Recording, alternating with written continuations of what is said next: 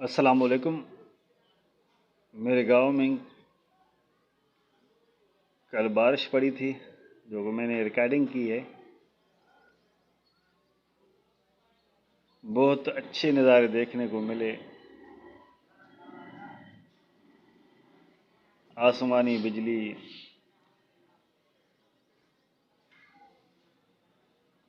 आसमान पर बादल का लहराना,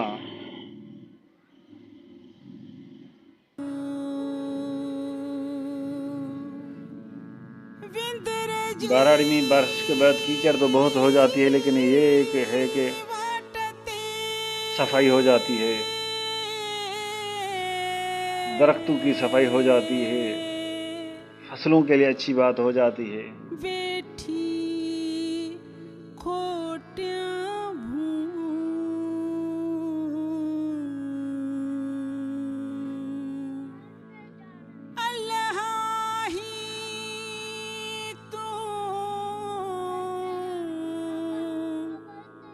मुसा हो तनता हेडी कई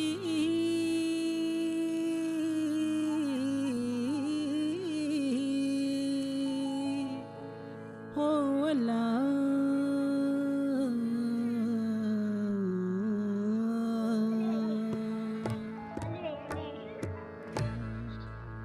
कारू वसकयाम कारू वसकयाम कारू वसकयाम कारू वसकयाम कारू वसकयाम डी है लडी दूर बिया मोहि जो होत न मोटियो